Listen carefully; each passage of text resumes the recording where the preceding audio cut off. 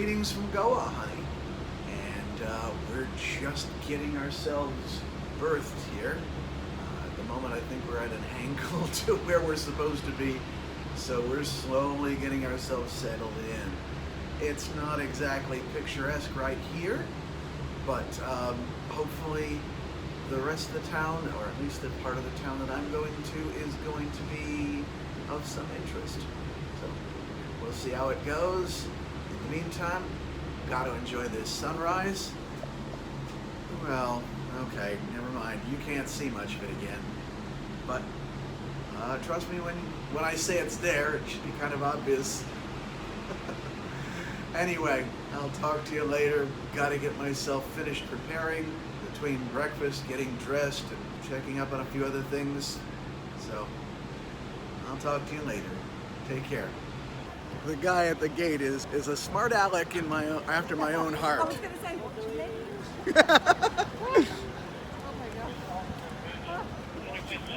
name? He starts off with watch your step, watch your head, and watch your language. I mean, it's English here, isn't it? So we should be all right. They stamp this piece of paper every time we stop somewhere else. I certainly hope I get to keep this. I'm a stamp collector after all. Well, it's been about an hour and a half, and we're finally in Panjim, and just about to go through the markets, starting with the fish market. You can't smell it on the other side of the camera, and well, consider yourself lucky. To be fair, it's not as if we weren't warned. It's just really hard to prepare for. I haven't seen such wares since I was working in Gur hops back in college, and even then they weren't this fresh. There's a bit of commotion behind me. I don't know if there's been an accident or not. It's kind of hard for people to drive cars and motorcycles in this small area, and the crowd that we are probably doesn't help things. At this point, I'd be willing to bet that we're actually interfering with commerce rather than observing and or participating in it. Especially when we were standing around trying to get things sorted out. I'm still not sure. I think one of our number got hit by a car, but at such a slow speed that she wasn't injured, but just kind of wanted everybody to stop. But we were stopping right outside of the market. Slowly having a look at everything. Between the agricultural restrictions and the fact that very few of us actually have local cash, we couldn't buy anything here even if we wanted to. The meat market not only sells fish, but also chicken, mutton, and uniquely in Goa, beef. It's one of the few places where it's free to do that sort of thing.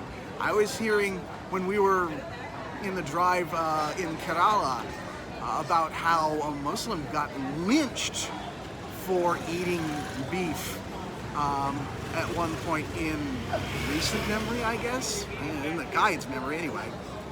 But here, that's not forbidden, and Hindus aren't allowed to protest it either. I will admit to not having seen any of the beef on sale, or at the very least, not necessarily recognizing it, as I'm not a butcher. Raw meat to me is raw meat. So, apart from fish, I really couldn't tell the difference.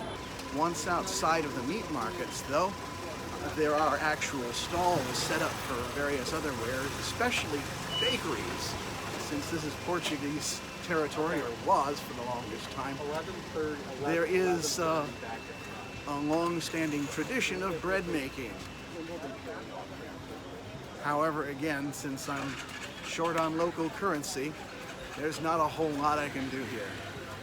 According to our guide, the standard of living in Goa is pretty high. Nearly every family has a car, and a lot of the kids seem to have these two-wheel motorcycles or motorbikes. And certainly a lot of them out here in the markets. Interestingly, although maybe not surprisingly, once outside of the meat markets, the smell of the place is very pleasant, slightly spicy, slightly fruity. I really can't put my finger on the specifics, but it's not unpleasant at all. And the produce market is even more fragrant and equally pleasant. Again, there's so many things being sold and so many things you can smell that trying to identify every single thing is impossible. But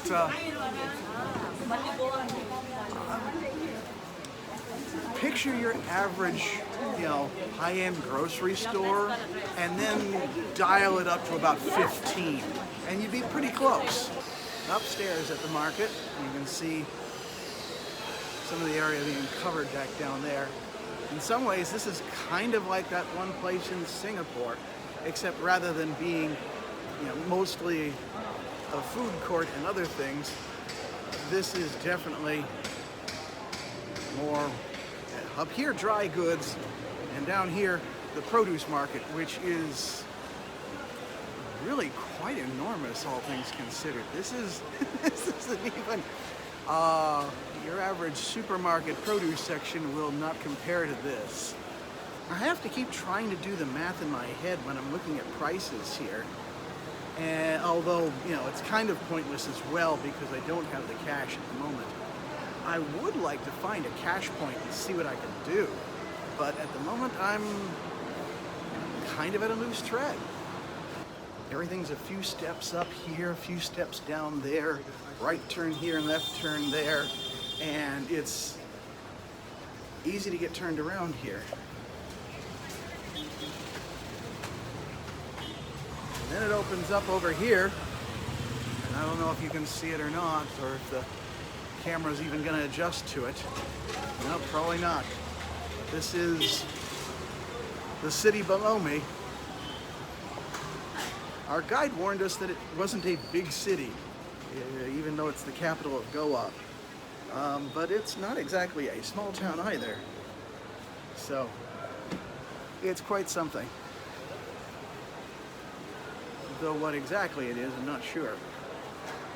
I've been approached a couple of times by people, usually older women, trying to sell me a sari, which is kind of weird considering that I wouldn't wear one, and I don't know of anybody I could buy one for in the first place. My argument that I don't have any cash manages to get me out of these things from time to time, but it does kind of hinder me in terms of wanting to buy something now and again, but I just don't have that option. And there doesn't seem to be any way to get what I need. Well, I may have found what I'm looking for, at least that way. So this will keep me for presumably here and Bombay. Mumbai. Hopefully. Let's see what happens. Well, that actually worked. That's nice. The problem is now I don't know quite what else to do with myself. Just because I have cash doesn't mean I should spend it willy-nilly.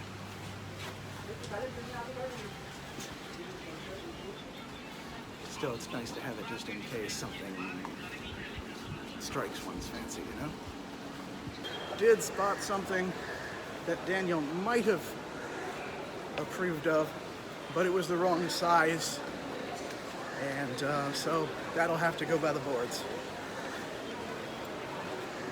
The thing is, I keep getting approached and somebody asks me, would you like? What I would like is to be left alone. I will ask you if you've got what I'm looking for. Until then, that will just turn me off. It's the same thing as it's been in Vietnam is holding true here. Even with cash on hand, I don't want to be approached. I want to find what I'm looking for. And I'm sure, honey, you'll appreciate that because you always knew exactly what you wanted and wouldn't accept any substitutes, so to speak. And same here, although I'm not always sure what I'm really looking for. It's like, I'll know it when I see it, and anybody trying to foist something on me, I will automatically not want, even if it is what I want. So I managed to get back to the river, which is about where we got dropped off originally, and then walked through the fish market and everything. And all went swimmingly, got here just a little after 11, so I thought I was running late. It turns out our rendezvous time was 11:30. I could probably go back to the market, but why? There's not really anything that I absolutely need, and while I do have rupees in my pocket, I don't need to spend it just now either. Our guy did say that the cost of living is more expensive in Goa than in most states in India. So maybe these rupees will go farther in Mumbai. Mumbai is basically like New York. I guess it even has a nickname like the Big Coconut or something. And so it's probably not going to be any cheaper than Goa, but whatever. If there are other times I can shop, fine. If not, well, it's not like I took out a huge amount, although the number sounds large to me. But when it's 80 rupees to the dollar, well, yeah, any number sounds it. But at least I'm not a millionaire like I was in Vietnam, so.